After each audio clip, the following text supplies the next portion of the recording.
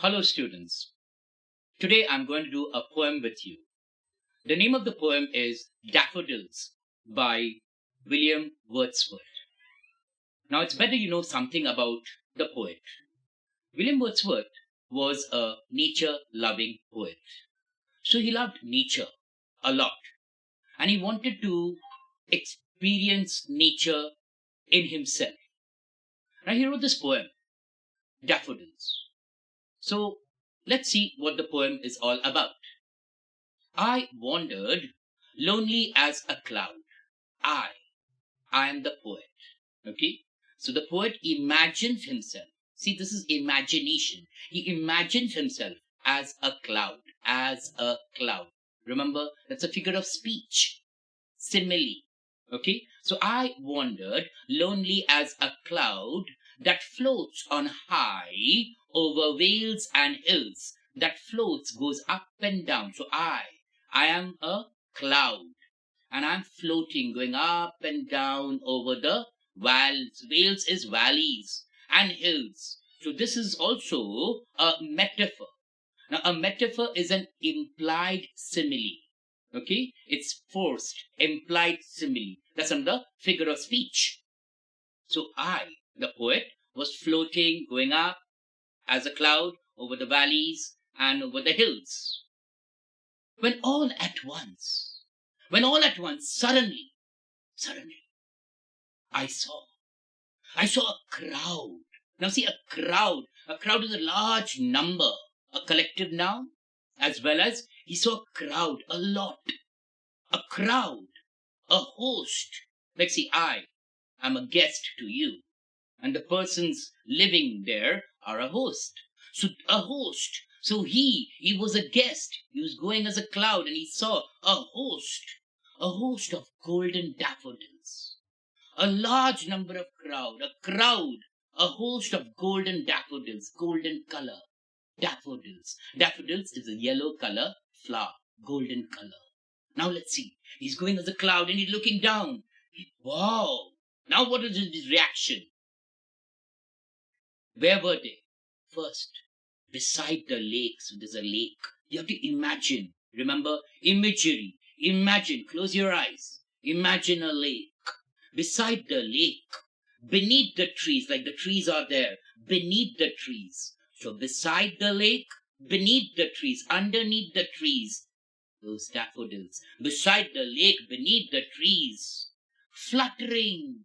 Moving about. Fluttering. Like children. See, fluttering and dancing in the breeze. It was blowing. The wind was blowing and they were fluttering. Who was fluttering? The daffodils. They were moving about just like children. Like when you go to a stadium and you watch a cricket match. Yay! You scream and you flutter about like that. They were fluttering. And this poet, now remember, he's a cloud. He's imagining himself as a cloud. And he's looking down and he's, wow, the daffodils are moving about just like children. And then he saw them. And he saw them. And he saw them. And it was continuing, continuous as the stars that shine.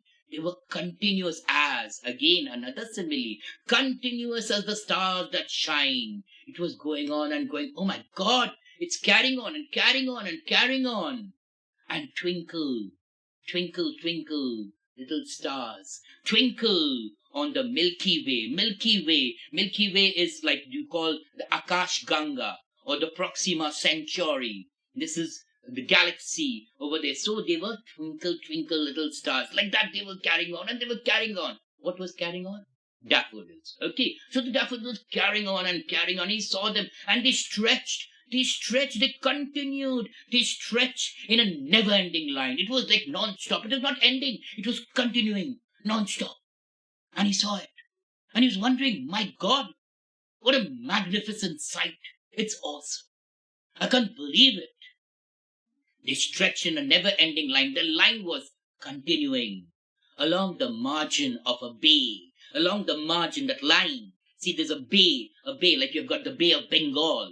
Okay, so along the bay, there's a margin. When you draw a margin, so the sideline, just beside the margin, that line, were the daffodils, continuing and continuing and continuing. They were there. 10,000, 10,000 saw I at a glance. At one glance, at one go, I saw 10,000. Oh my God, 10,000 you saw? No, actually, I saw a lot. Yeah. So when you use this word 10,000, when you never saw the real thing, it's called exaggeration. It's a figure of speech called hyperbole. It was 10,000 he saw, but actually he did not see 10,000. He saw a lot.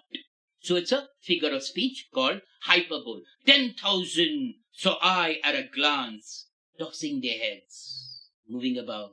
Who was moving about? Daffodils. Tossing their heads in sprightly, full of spirit, full of gusto, full of enthusiasm. They were filled with joy. Who? The daffodils, moving about in sprightly dance. Now, I told you the lake over there. The waves beside them. The waves beside them, that is on the lake. The waves beside them danced. But they, who's the they? The daffodils. But they outdid, they were better, outsmart, they outdid the waves, the sparkling waves. The sparkling waves, the daffodils were shining, moving about so much, they outdid. They said, what can you do, buddy? I'm better than you. It's like that. So the waves were moving about, yeah, the daffodils shining, moving, everything. And it was like such a beautiful sight that the poet says, a poet could not but be gay. It was such a beautiful sight when he saw the daffodils moving about in sprightly, full of spirits, glee, happy, very happy, excited. And he says, this beautiful sight could not make any Tom, Dick, or Harry happy. It was only a poet. I'm a poet. I understand. I understand the feeling, the depth. I could feel it. I could imagine. What a sight. It made me also thrilled. It made me happy. So he says a poet could not but be gay, but be gay. Gay means happy. So only a poet will be happy. A common person will say, what's so great about seeing flowers? Huh? I have so many flowers in my garden. I have so many flowers at home. No. Seeing, experiencing it, feeling it is something different. Over here he saw, remember, this poet was from a city. He's been only seeing cars, buses, buildings. No greenery. Nature, no. He's never seen nature. So the first time he's experiencing nature in its harness, unlocks the secret, the beauty. So he's feeling thrilled. So he says, a poet could not but be gay in such a jocund company.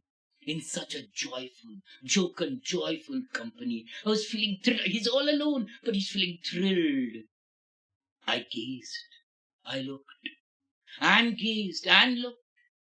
But little thought, I did not think, I could not imagine, but little thought, what wealth the show to me had brought. I saw that. And that show, that beautiful flowers moving about, it gave him not money, no riches, but happiness. He was feeling thrilled. That wealth cannot be counted. It's abstract. You have to imagine. You have to understand. So what wealth the show to me had brought. It was tremendous. He was thrilled. Then he says, for oft, when on my couch I lie, when I'm lying down relaxed on my couch. Couch is like a bed or a divan or something like a position, and he's just lying down. When on my couch I lie, in vacant and blank, nothing is in his mind, in vacant or in idle mood, or in pensive mood, or in a contemplative mood, or in a sad mood, whenever he's alone, whenever he's in a vacant mood. They, who are they? The daffodils. This is subconscious state of mind. Inside you could imagine.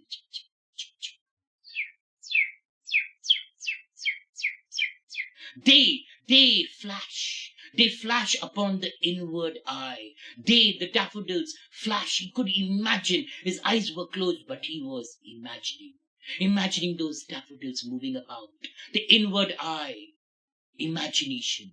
He could imagine in the inward eye, which is the bliss of solitude, which is the bliss. Bliss means happiness of solitude. Solitude means being alone. He was all alone. He was in a sad mood. He was in an idle mood. And then he closed his eyes and imagined.